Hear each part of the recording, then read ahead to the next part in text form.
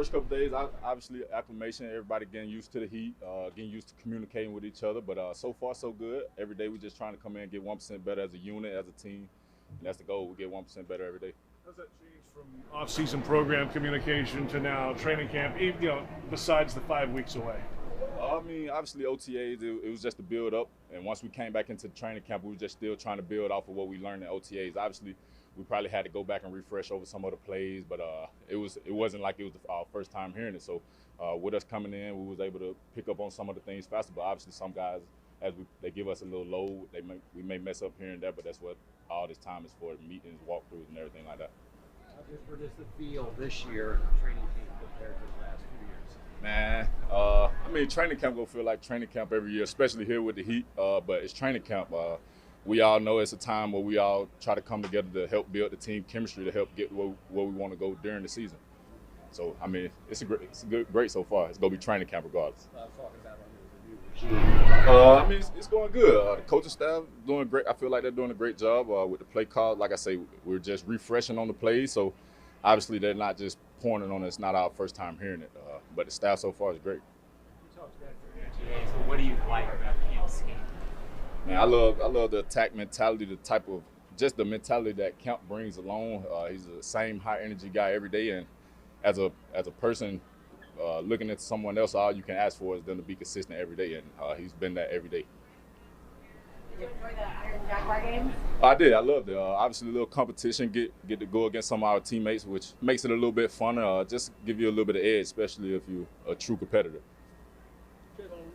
How do you take more leadership role this year? What do you feel like you need to do? Me, I just think it's number one, honing in on me personally, myself. I have to do things the right way first, and then go from there. Just try to pour into the other players as they come to me, ask questions. Like I said, it's a lot more guys that's younger than me that's coming to me asking questions and things of that nature, and just leading by example on the field. That's the main thing.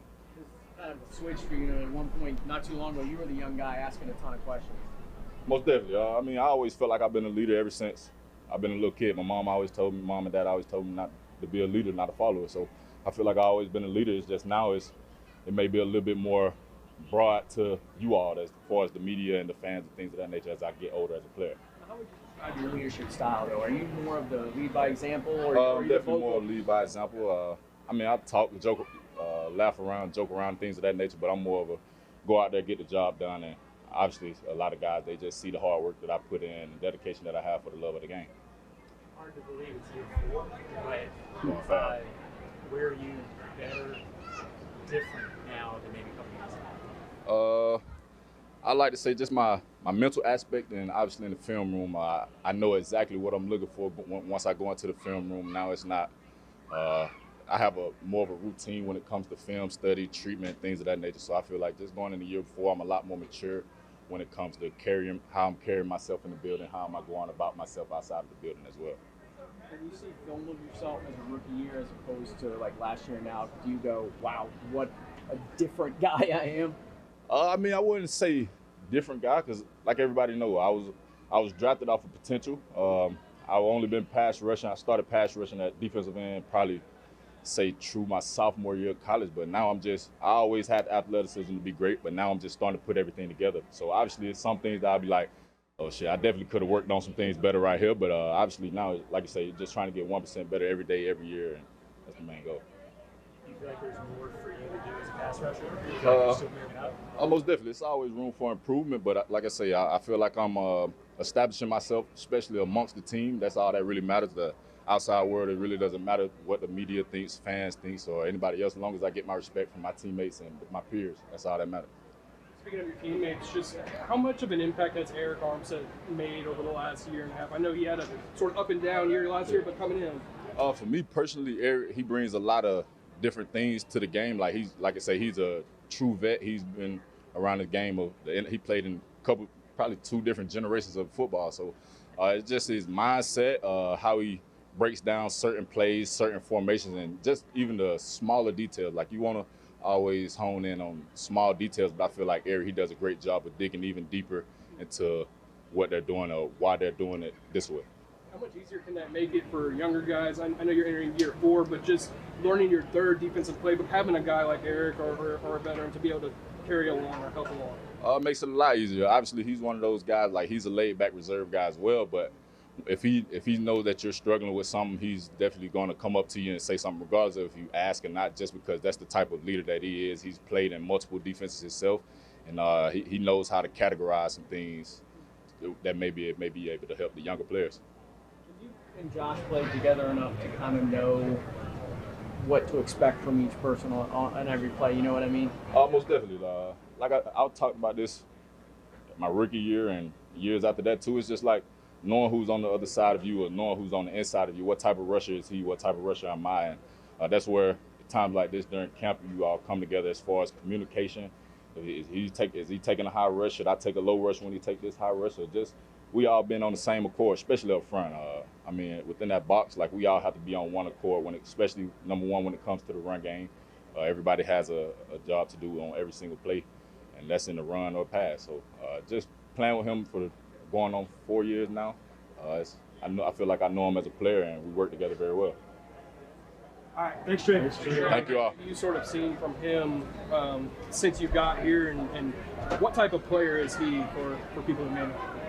He's a great player, obviously, but I said this the last time I talked to you guys. He's a great person. He's got a lot of leadership qualities. I don't think there's anybody in the building that doesn't genuinely love the guy. He's just a great human being, got a great energy about him. It's credit to everyone that raised him, because he's the type of guy, like, you love to coach him. His teammates love playing with him, and his coaches love coaching him. How much can that impact the locker room in a positive way? Just having a guy like that around who's sort of steady, doesn't get too high, doesn't get too low, and is coachable, as you said. Well, I think when some of your best players are your best leaders and the best people, that's a great thing. Because that's what sets the culture of every building. They're going to go. The guys are going to follow the guys who bring that energy, and he brings a positive energy. I think it's obviously an overall net positive for the entire building, offense and defense, to have a guy like that.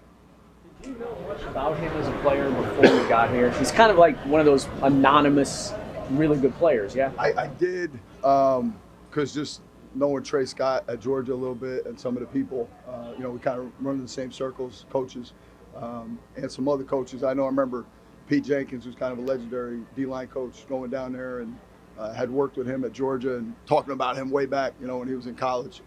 Just the type of guy he is, always serious, driven, and wanting to be great. So that was really what I knew of Travon, and all that's been true, Is he too quiet? Do you need No, him to be more? no, I don't think so at all. I think when he speaks, people listen, and there's a lot to that. That when somebody who maybe people perceive isn't that vocal, which he's vocal in the building, but when he speaks, it means something to the guys on the team, and people listen. How dominant can he be? He's got a ton of potential. Sky's the limit for him, and it's just like every other position, every other guy, doing it every day, every play. That's really what sets the tone for what you're going to do out there every day. And I think he, out there on Sunday, I should say. But he's a guy who brings it every play, every day. You watch him in drill work. He's locked in, laser focused. So I'm excited for him, excited for what he's going to do this year. Excited to get him in your system, too? Oh, yeah, absolutely. Yeah, absolutely. When there's a guy like that, it's an exciting thing, Coaches get a lot smarter when you got good players. So it's... Coach, where are you after 2 days with this new group? Usually like any year in camp, you got some of those early mistakes, and camp is a great thing because you kind of just get locked away. You do football for quite a while here, and you really have a singular focus. And what it takes to get better at football is playing football. So you need constant repetition. It's all about muscle memory and seeing things over and over and over again, talking about things in a consistent way, saying things the same way, so we hear them the same way all the time.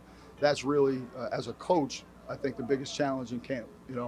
Everybody speaking the same language and everybody driving the same points home, and being honest. You got to be honest. So our guys have done a great job of that to this point. Obviously, it's 2 days, but they're doing a really good job, and hopefully continue to get better. As the defensive guy, how much do you have next Tuesday, sir?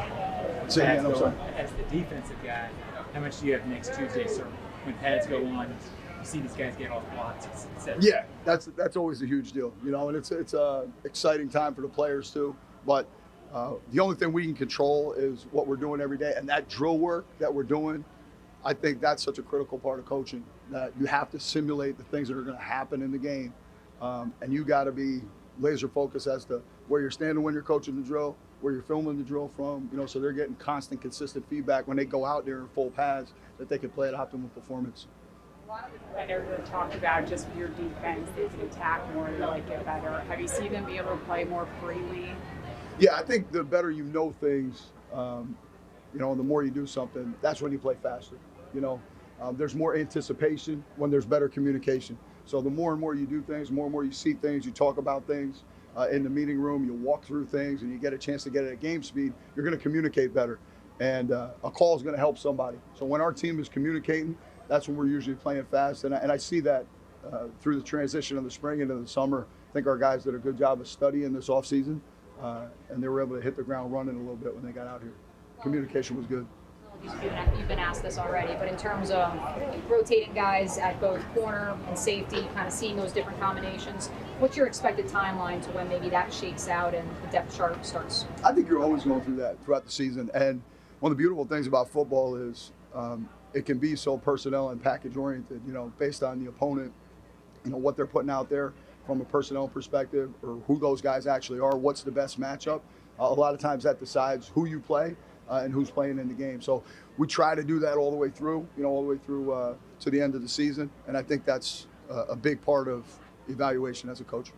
You guys have given Travis a little bit of extra work in between, like when there's a special teams period or stuff like that. Yeah. Does that stress you guys out a little bit in terms of your planning and how it works around? No, I would say Liam's done an unbelievable job with that.